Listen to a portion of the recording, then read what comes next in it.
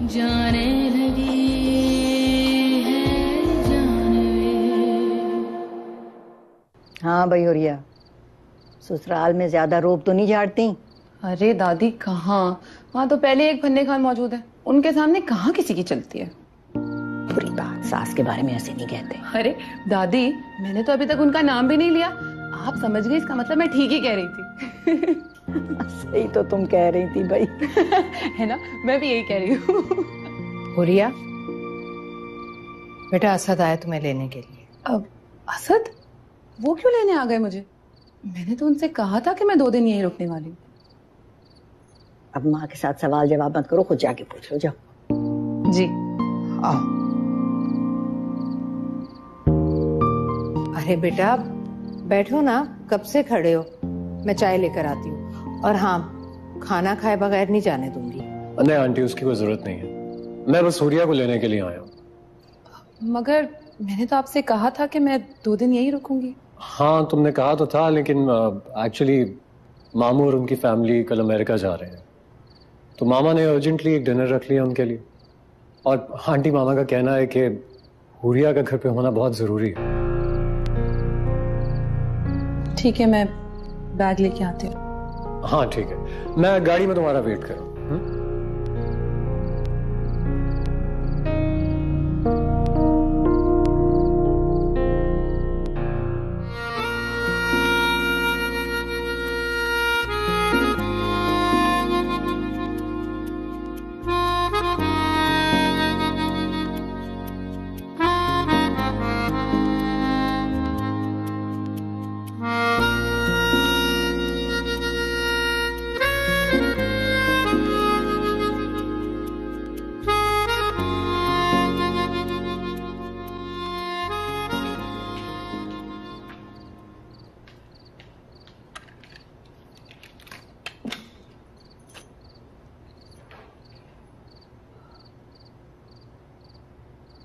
हुरिया बेटा, अपना मूड ठीक कर लो, असद को अच्छा नहीं लगेगा। कोई बात नहीं, फिर आ जाना। मुझे यकीन है जब मैं अगली दफा आऊंगी तो तब भी ऐसा ही होगा। मैंने तुमसे पूछा था कि तुम असद के साथ खुश तो हो ना? खुश हूँ अम्मी, पर आपको तो पता है मेरी खुशियां मुख्तसर सी ही होती हैं। हया ना करे, कैसी बातें कर रही हो? क्या हुआ? अम्मी कुछ चीजें बज़ाहिर मामूली सी लगती है, लेकिन उनका असर बहुत गहरा होता है। और असद की मामा काफी सख्त खातून है और उनका होल्ड भी बहुत है असद पर। अच्छा खैर, मैं चलती हूँ, खुदा हाफिज।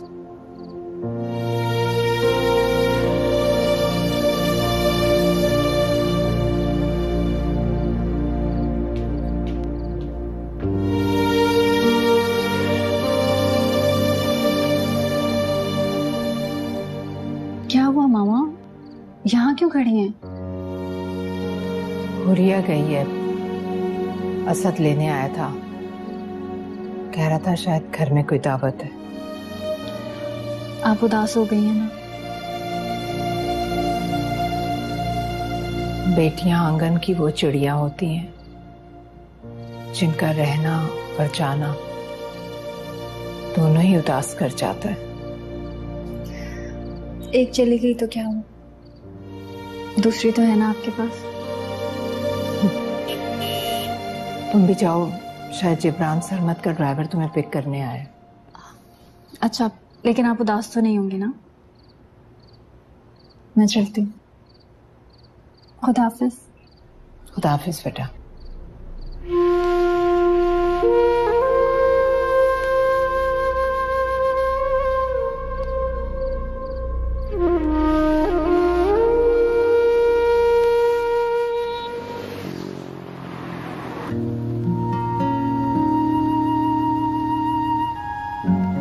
ये हम रेस्टोरेंट तो नहीं जा रहे हैं? जी मैडम, अभी हम साहब के शोरूम जा रहे हैं।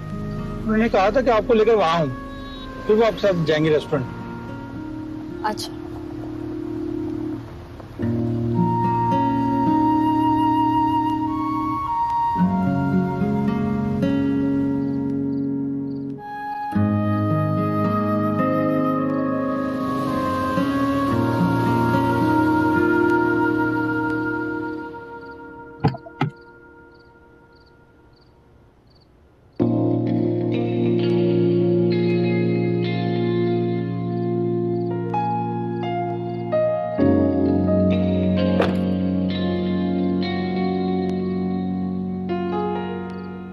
Thank you so much for coming. आपका बर्थडे था, कैसे नहीं आती? Happy birthday. That's very thoughtful of you. Thank you. You're welcome। बस मुझे एक बात समझ नहीं, आपने यहाँ क्यों बुलाया? तुम्हें अपने हर सवाल का जवाब मिल जाएगा। अंदर आओ मेरे साथ, प्लीज।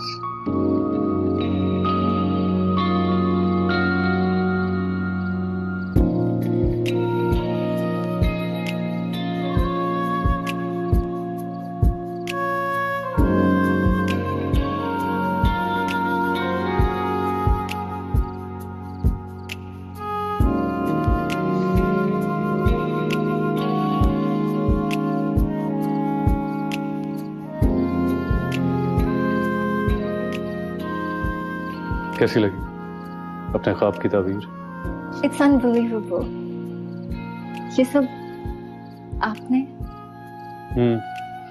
कोशिश तो की है मैंने। Wait a second।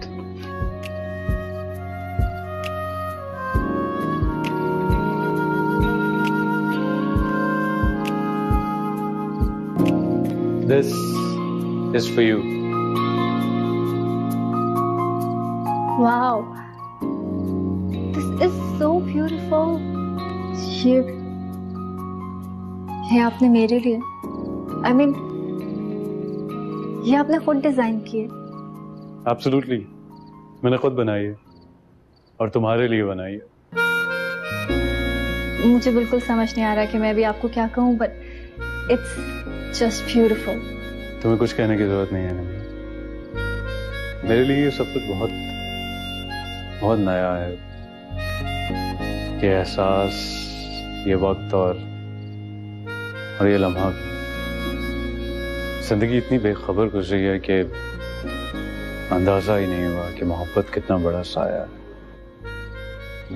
मोहब्बत तो आपके दिल को फाका कशी से बचाती है।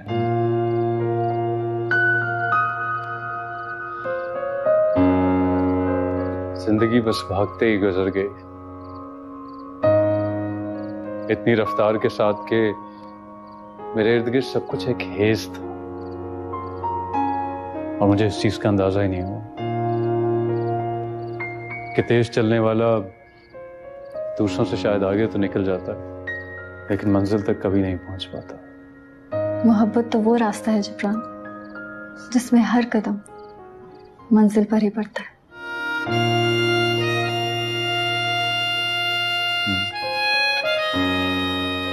अंदाजा हो रहा है मुझे,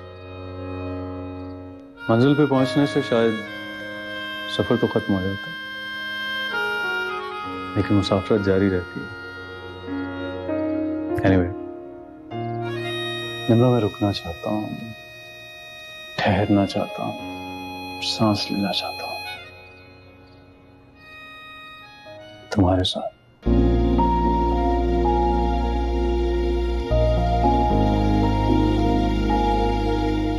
I don't know how to continue, but will you marry me?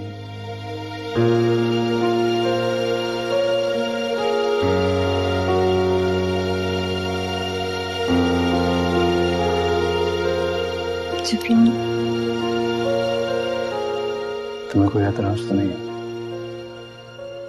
Of course not।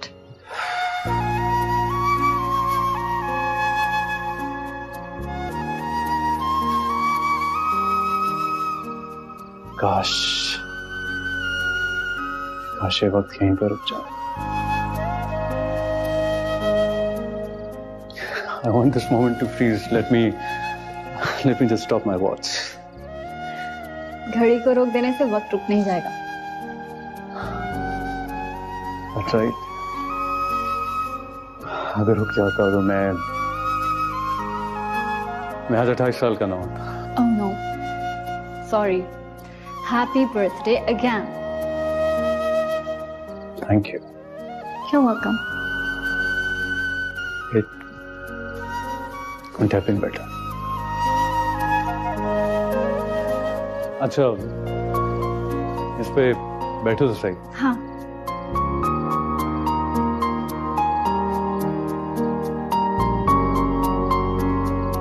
How do you like? It's very comfortable।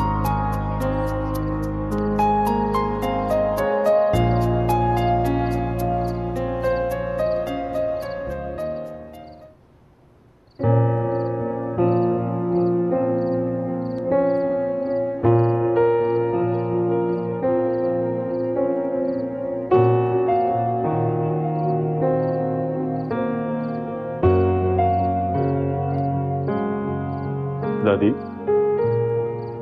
आप जाग रही हैं अभी तक? हाँ, ये देखने के लिए कि अब तुम रोज इंतजार करवाने लगे। हफ्ते में 2-3 दफा डिनर के वक्त घर पे मौजूद नहीं होती। खुश मिजाजी और खुश लिबासी दोनों पड़ गई। अपनी सालगिरह तो अरसा हुआ मनानी छोड़ दी और आज दादी का प्यार भी नहीं लिया।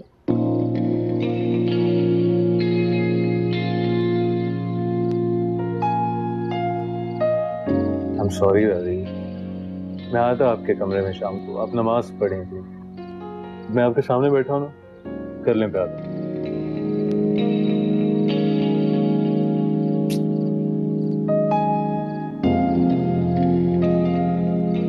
तुम्हारी आंखें तो कुछ और ही बता रही।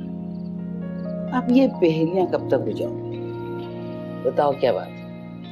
बड़ी स्मार्ट है आप, मेरे बगैर कहे ही आधी बात जान गई आप। मुझे आधी अधूरी बातें पसंद नहीं है, ये तुम अच्छी तरह जानते हो। बहुत अच्छी तरह जानता हूँ दादी। तो फिर साफ साफ बता दो, क्या कहना चाहते हो?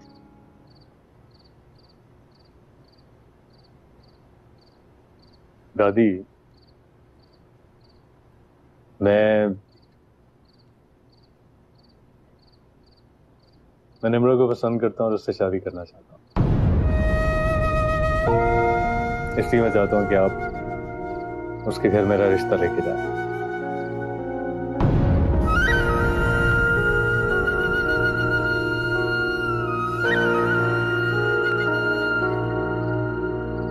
क्या हुआ दादी? अभी कुछ और होना बाकी है। मुझे उसी दिन अंदाजा लगा लेना चाहिए था कि पत्थर में जोंक लग चुकी है। जब तुम उस लड़की को उस घर में लेके आए और सीधे माँ के कमरे में ले गए। दादी आप गलत समझ रही हैं, उस वक्त तो ऐसी कोई बात भी नहीं थी। मैं पहले भी तुम्हें बता चुकी हूँ कि बाल मैंने धूप में सफेद नहीं किए। पहले तुम्हारा बाप मोहब्बत में ख्वार हुआ और अब तुम ये करने जा रहे हो। दादी मेरा और पापा का मामला बिल्कुल डिफरेंट है। तो सीधे साधे तरीके से शादी करना चाहता हूँ, क्या ये गलत है? नहीं, लेकिन शादी करके अपनी माँ की बेबसी और दादी की तकलीफें भूल जाओ, वो गलत हो। शादी तुम्हारे पैर की बेड़ियां बन जाएंगी और तुम भूल जाओगे कि तुमने अपने बाप के कातिल से इंतकाम लेना है। ये घर, खानदान, बीवी, बच्चे सब तुम्हें रोक लेंगी। और तुम्हें ये भी याद नहीं रहेगा जिब्रान कि 23 साल तक मैंने तुम्हें क्या क्या सिखाया है।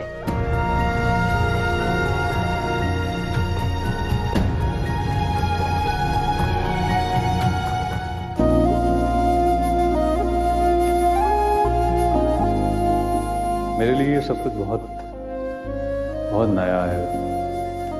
ये एहसास, ये वक्त और ये लम्हा।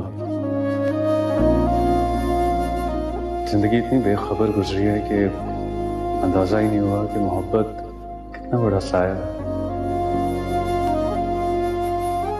निम्रा मैं रुकना चाहता हूँ, ठहरना चाहता हूँ, सांस लेना चाहता हूँ तुम्हारे साथ। I don't know how to continue, but will you marry me?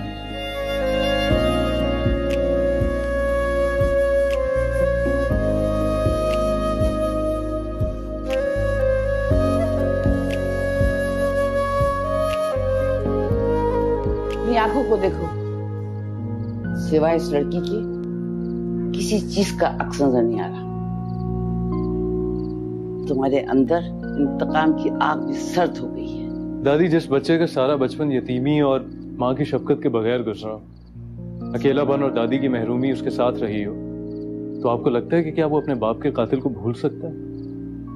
तो फिर तुम कैसे भूल गए अपनी बेबस माँ और बूढ़ी दादी की तकलीफों को नजरअंदाज करके अपनी नई दुनिया बसाने चले हो? जी दादी, क्योंकि मैं चाहता हूं कि मैं अपने आप को, आपको और मामा को माजी के दर्दनाक अंधेरों और तकलीफों से निकालूं। कितने सालों से ये घर तकलीफ में, अंधेरे में और खामोशी में डूबा हुआ है। दादी, मैं चाहता हूं इस घर में कोई खुशियां आए, मैं तंग आ गया। आपने देखा निम्रा के नाम पे मामा के चेहरे पे कैसी खुशी आ जाती है। जब वो पहली दफा इस घर में आई थी तो मामा अपनी तकलीफ भूल के उससे बातों में लग गई थी। मैं अपने पापा को खो चुका हूं दादी, मैं अपनी मामा को खोना नहीं चाहता और मुझे लगता है कि निम्रा के आने के बाद उनकी कंडीशन में बेहतरी आएगी। वाह जिब्रान, तुम अपनी मोहब्बत को मसीहत में लपेट कर पेश कर रहे हो। तुम उस लड़की से शादी करना चाहते हो ना, तो जाओ कर लो शादी, लेकिन मैं उस लड़की के घर रिश्ता लेकर नहीं जाऊंगी। क्यों दादी? मेरी तो सारी खुशियों का ताल्लुक आपसे जुड़ा है दादी। जो खुशियां इंतकाम की आग को सर्द कर दे, ऐसी खुशियों को मैं नहीं मानती।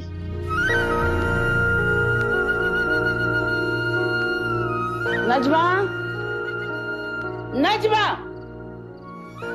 जी बेगम साहब। सारा खाना फ्रिज में रख दो और केक भी, क्योंकि मेरे पोते को ना दादी का प्यार समझ आता है और ना ही इंतजार।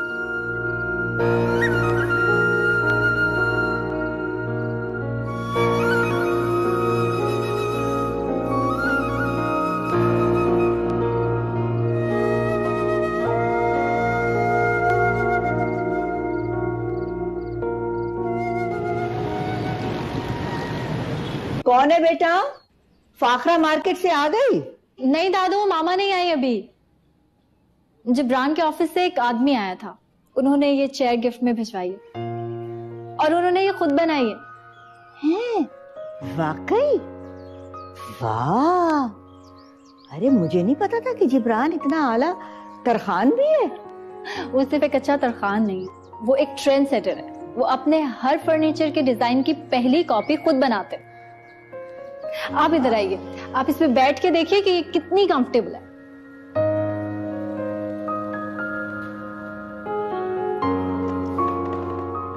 It's very comfortable. बैठिए बैठिए, अब देखें।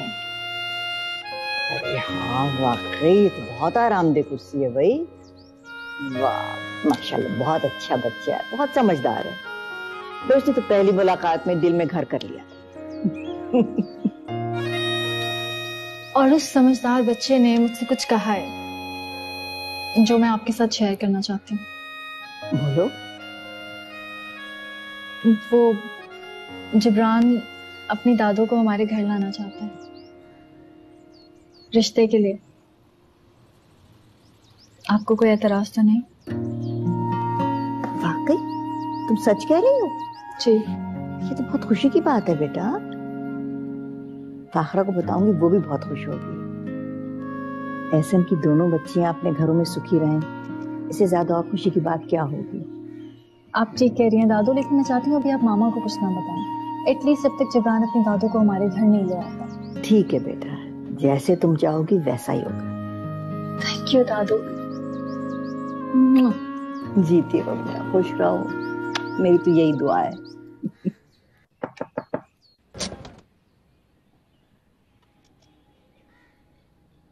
नाश्ता क्यों नहीं कर रही आप?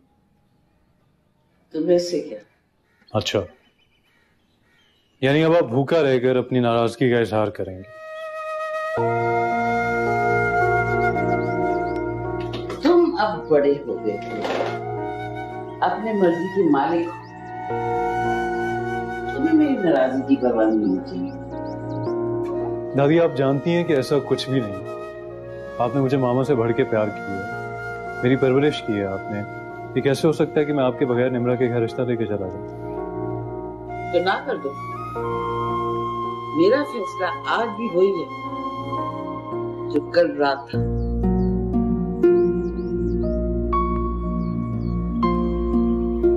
आपको क्या लगता है मैं उस शख्स को भूल चुका हूं? मैं एक लम्हे के लिए भी उस आदमी को नहीं भूला। हर दूसरे दिन मैं उसके ऑफिस के बाहर खड़ा रहता हूं। वो कब आता है, वो कब जाता है, मुझे सब का पता है। अगर मैं चाहूं तो खामोशी से उसको कत्ल कर दूं, जिस तरह उसने मेरे बाप को मारा था। लेकिन क्या होगा?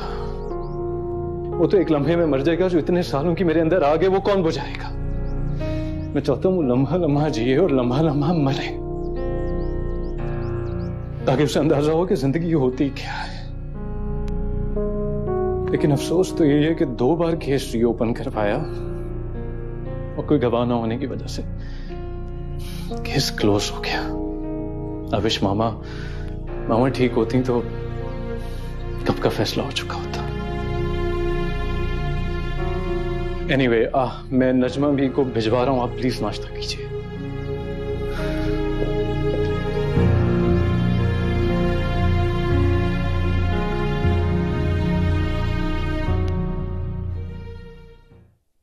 अस्सलाम वालेकुम मामा।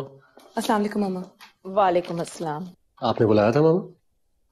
हाँ, आओ बैठो।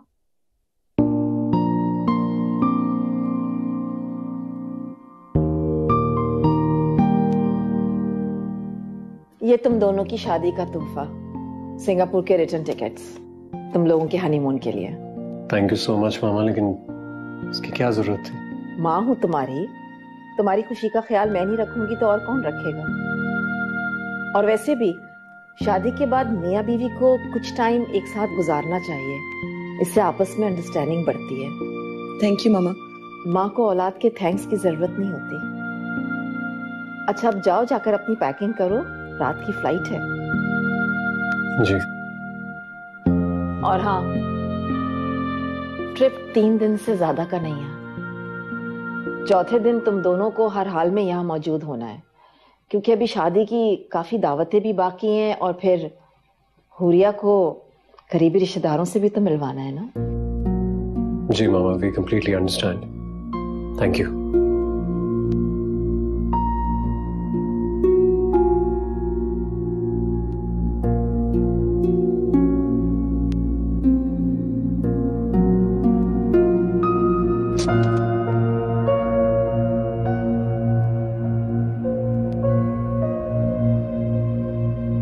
सिर्फ 3 दिन, कम से कम 1 हफ्ता तो होना चाहिए था। मैं तो कभी शहर से बाहर भी नहीं गई और अब मौका मिला भी तो सिर्फ 3 दिन का। देखो, तुम्हें तो खुश होना चाहिए। तुम्हारी सास तुम्हारा हनीमून प्लान कर रही है ना। आम घरों में तो सासें शादी के अगले दिन ही अपनी बहुओं को काम पर लगा देती हैं। वो तो ठीक है, लेकिन कम से कम वापसी भी तो हमारी मर्जी से होनी चाहिए थी ना। वैसे भी हनीमून तो पर्सनल मैटर होता है, इसे प्लान करने का हक भी हमारा था। और ये मेरी जिंदगी में कुछ भी पर्सनल नहीं है। मेरे हर मामले पर मामा का हक है।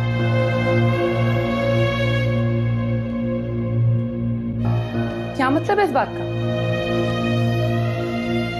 अगर मामा की राय सब कुछ थी तो आपकी लाइफ में मेरी जगह कहाँ है? देखो हुरिया, तुम्हारी जगह है, तुम्हारी अहमियत है मेरी लाइफ में। नहीं, एक्चुअली ये फैसला भी तो मामा का था कि आपकी शादी मुझसे हो जाए। हाँ, तो इसमें बुराई क्या है? बात बुराई की नहीं, उनके मिजाज की है। उनका अंदाज हमेशा ऑर्डर देने वाला होता है। अब इस टूर को ही ले लेना। जगह उन्होंने डिसाइड की, डेज उन्होंने सेलेक्ट किए, यहाँ तक कि वापसी कब होगी ये भी उन्होंने बता दिया। आपको उलझन नहीं होती? उलझन होती तो शायद आज तुम यहाँ ना होती। तो फिर कौन होता? शायद आप निम्रा का नाम लेना चाहते थे। वो हरगिज़ ना होती। मामा ने मुझे हुक्म ही नहीं बल्कि धमकी दी थी कि अगर मैंने तुमसे शादी ना की तो वो खुदकुशी कर लेंगी। और अगर उस दिन मामा के कमरे में जाने में मुझे जरा सी भी देर हो जाती तो वो सारी गोलियां खा चुकी होती। क्या मामा अपने फैसलों पर इतनी सख्त है? कह सकते हैं, लेकिन देखो, तुम्हें तस्वीर का दूसरा रुख देखना चाहिए। ये जगह तुम्हारा ही मुकद्दर है, तो तुम्हारी जगह कोई और कैसे आ सकता है? और प्लीज मेरी तुमसे एक रिक्वेस्ट है, तुम एक ही सवाल मुख्तलिफ तरीकों से करना छोड़ दो। इस तरह मेरा और तुम्हारा रिश्ता कमजोर होगा। तुम्हें मुझ पर एतबार होना चाहिए। I'm really sorry, मैं कोशिश तो कर रही हूँ। It's okay. तुम एक काम करो, तुम तैयारी शुरू करो। हमारे पास वक्त बहुत कम है, आज रात की तो फ्लाइट है। पैकिंग में भी टाइम लग जाएगा। जो चीजें नहीं होंगी वो मुझे बताना, हम जाकर खरीद लेंगे।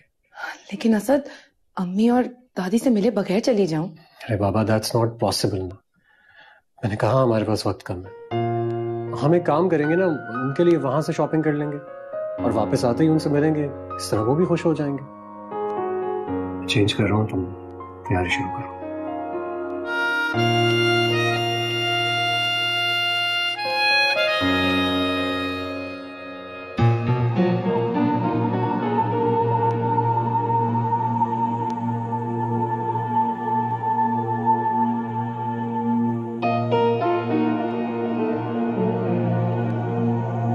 माफ करना बेटा, मिर्जा साहब ने किसी से भी मिलने को मना किया है। उनकी तबीयत ठीक नहीं है। आप मुझे उनके पास ले चले, मुझे यकीन है मुझसे मिलकर उनकी तबीयत ठीक हो जाएगी। बेटा मुझे इसकी इजाजत नहीं है, आप फिर किसी वक्त आ जाइएगा। आपने उन्हें सिर्फ मेरा नाम बताया, अब आप उनको जाके मेरा हवाला दो, मुझे यकीन है मुझसे जरूर मिलेंगे। आप उनसे कहें कि मैं निम्रा का कजन हूं और उनको निम्रा से मिलवा सकता हूँ। अच्छा ये बात है, तो आइए आइए। चलिए।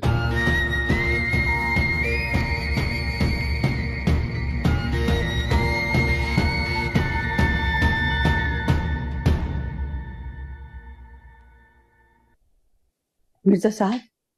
बुआ, मैं कह चुका ना, मैं किसी से नहीं मिलना चाहता। क्यों बार बार मुझे डिस्टर्ब कर रही हैं आप?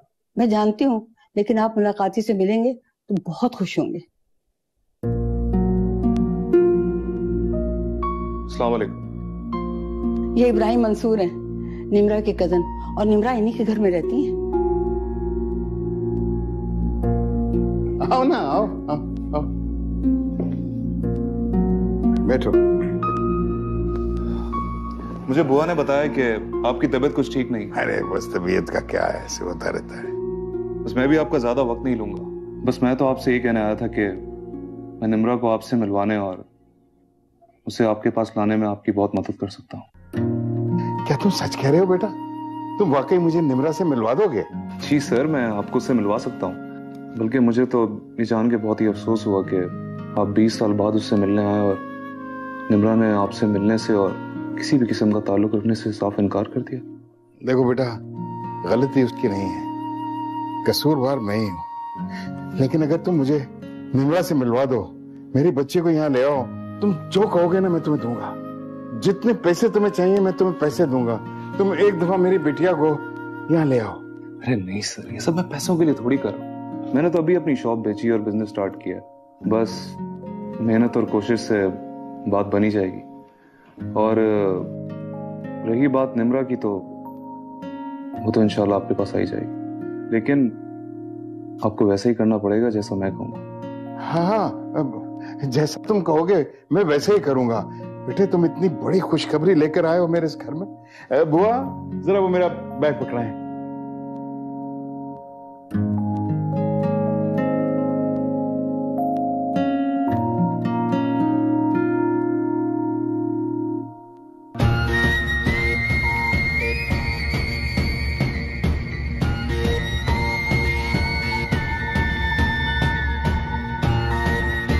तुम अब इतनी बड़ी खुशखबरी लेकर आए हो मेरे घर, मैं तुम्हें खाली हाथ तो जाने नहीं दूंगा। हाँ, ये लो बेटा।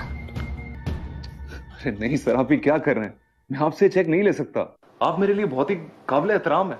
नहीं नहीं बेटे, ये लेना पड़ेगा, ये तुम्हारे लिए। इतनी बड़ी उम्मीद लेकर आए हो उस घर के अंदर, और मैं तुमको ऐसे ही इधर से चलता करूं? हैं? ये लो बुआ। सर इंशाल्लाह निम्रा आपके पास जरूर आएगी। इंशाल्लाह इंशाल्लाह।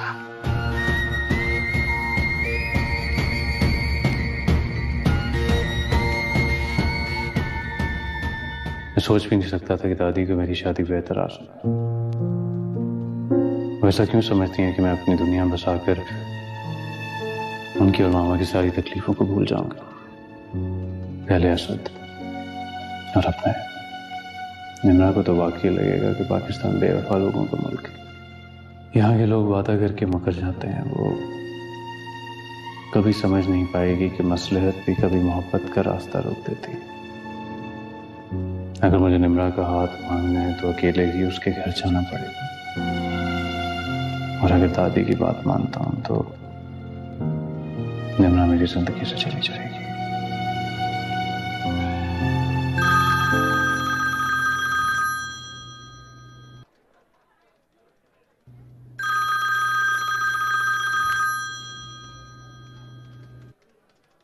हाँ निम्रा, कैसी हो? मैं ठीक हूँ। आपके गिफ्ट का थैंक्स कहने के लिए कॉल की थी। थैंक्स तो गैरों को कहा जाता है, अपनों को नहीं। नहीं, मुझे लगता है कि अपनों को थैंक्स की ज्यादा जरूरत होती है। उन्हें यह बताया जाए कि वो हमारे लिए कितने इम्पोर्टेंट, और उनका मौजूद होना ही किसी शुक्र से कम नहीं। बात तो बहुत गहरी की है तुमने। अभी उसी चेयर पे बैठ के कॉफी पी रही हूँ और पापा की गुर्बत को महसूस कर रही हूँ। ये एहसास इतना खूबसूरत है कि मेरा जी चाहा कि मैं आपको थैंक्स बोलूं। प्लेजर। अच्छा, वैसे मैंने दादू को बता दिया है कि आप अपनी दादी के साथ किसी दिन हमारे घर आएंगे। हाँ। अच्छा निम्रा, मेरे एक क्लाइंट आए हैं मीटिंग के लिए, सो मैं तुम्हें थोड़ी देर में कॉल बैक करूं? ओह, नो प्रॉब्लम, हम बाद में बात कर लेंगे। Take care, bye. बाय।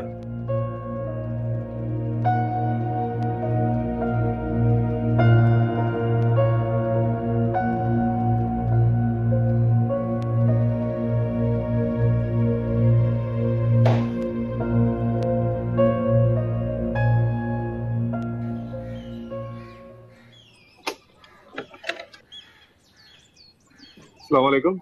वालेकुम सलाम। गेट को छोड़ो और तुम मेरे साथ आओ। अरे क्या हुआ? इधर आओ मेरे पास। खींच क्यों रही है? अंदर ही आऊंगा, हाथ छोड़े। अरे अगर शुरू से तुम्हारा हाथ इस तरह से खींचा होता ना, आज मुझे ये दिन न देखना पड़ता। अरे तुमने तो जैसे कसम खा ली है कि अपने बाप के सामने अपनी माँ को लाजमी नीचा दिखाओगे। ऐसा क्या कर दिया है मैंने जो आप मुझ पर इतना नाराज हो रही हैं? मैं तो सिर्फ नाराज हो रही हूँ, तुम्हारा बाप तो तुम्हें घर से बाहर निकाल देगा। सर ये तो बताओ, तारिक रोड वाली दुकान के कागजात कहाँ हैं? वो तो ये बात थी, आपने तो मुझे डरा ही दिया जैसे पता नहीं क्या हो गया। वो दुकान तो बेच दी है मैंने, राशिद को पैसे दिए बिजनेस के लिए। या मेरे खुदाया, इब्राहिम, ये तुमने क्या किया है? इतनी अच्छी चलती हुई दुकान तुमने बेच दी है। तुम्हारे अब्बू को मैं क्या जवाब दूंगी? वो 4 दुकानों के सिर्फ हम ही मालिक नहीं है, तुम्हारी चाची और तुम्हारी दादी भी उसकी हिस्सेदार है, जिसमें से अपने हिस्से की तो 2 दुकानों से तुम हाथ धो बैठे हो। अरे तो आप इतना मातम क्यों बना रही हैं? कोई इतना बड़ा नुकसान तो नहीं कर दिया मैंने, बिजनेस में लगा है तो बिजनेस स्टार्ट हुआ है, अभी प्रॉफिट आएगा। ऐसी एक नहीं 10 दुकानें बना दूंगा मैं आपको। शेख चिल्ली के ख्वाब, ये बातें तुम पहले भी कर चुके हो। ख्वाब नहीं, हकीकत। ये देखें चेक, इतनी बड़ी रकम तो आपने ख्वाब में भी नहीं देखी हो। ये चेक कहां से आया? लॉटरी निकल आई है मेरी, अभी तो शुरुआत है, अब देखें कितने चेक्स आते हैं मेरी जेब। इब्राहिम, पहेलियां मत बुझवाओ, सच सच बताओ, तुम्हारे पास इतनी बड़ी रकम आई कहां से? ना चोरी की है ना डाका डाला, सही वक्त पे दिमाग का सही इस्तेमाल किया है। बाकी तफसीलें बाद में। आप मुझे अच्छी सी चाय बना के दे दें। और हाँ, वो फाकरा चाची का फोन आया था, वो 10 मिनट में आने वाली, आपको उनके साथ हुरिया के घर पे जाना।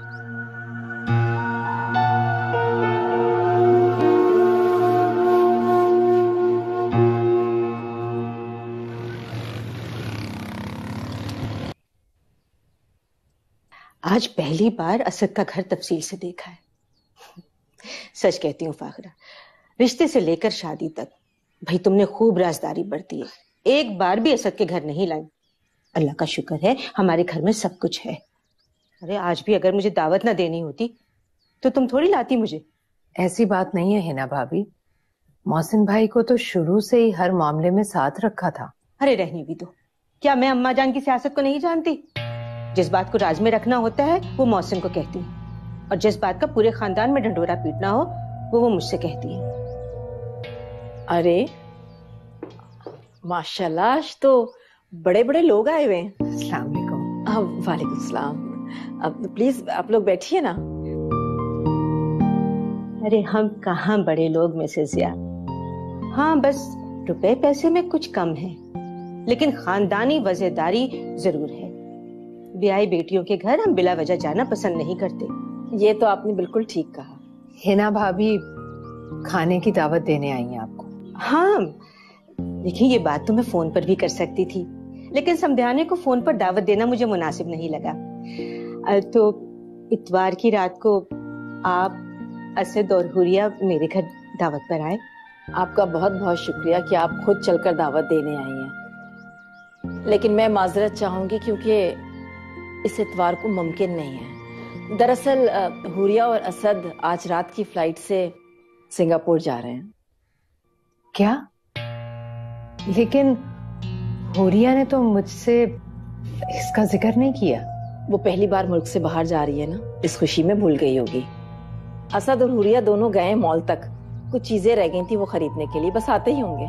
यानी कि मैं दावत कैंसिल समझूं? अरे मैं तो बहुत खुश हो रही थी कि आप इसी बहाने मेरे घर ही तशरीफ लाएंगी। नहीं नहीं, बिल्कुल कैंसिल नहीं कीजिए, बस 2-3 रोज में वो वापस आ जाएंगे, दावत रख लीजिएगा। हुरिया तो बहुत खुश होगी ना। बाप की दूरी की वजह से वो कभी शहर से बाहर नहीं गई। मैंने और मौसम ने ताया ताई की हैसियत से उसका बहुत ख्याल रखा है, लेकिन है तो लड़की जात, एक हद से आगे जाने की इजाजत नहीं दी। इसीलिए तो मैंने अमेरिका की लड़की को छोड़कर आपके घर रिश्ता किया है। अब हुरिया का भी फर्ज है कि इस घर को अपना घर समझे। जी जी भाभी, इंशाल्लाह हुरिया आपको शिकायत का मौका नहीं देगी। मुझे भी पूरी उम्मीद है। मेरा फरमाबरदार बेटा बेहतरीन बीवी डिजर्व करता है। आप लोग बैठे, मैं जरा चाय का कहती हूँ।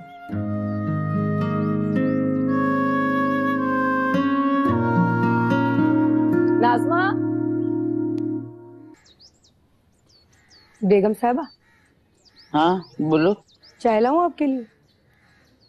नहीं, आज फरीदा का डॉक्टर से अपॉइंटमेंट है।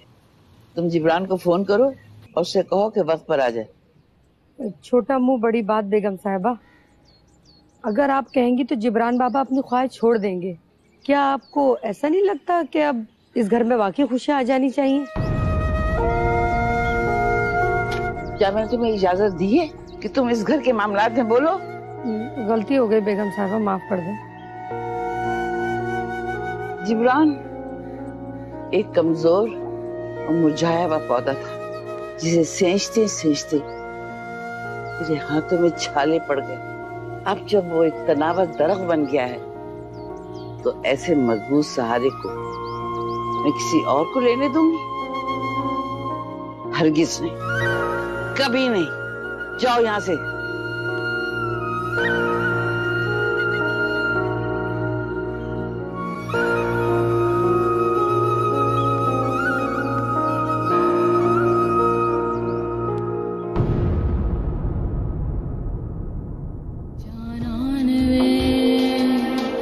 जाने लगी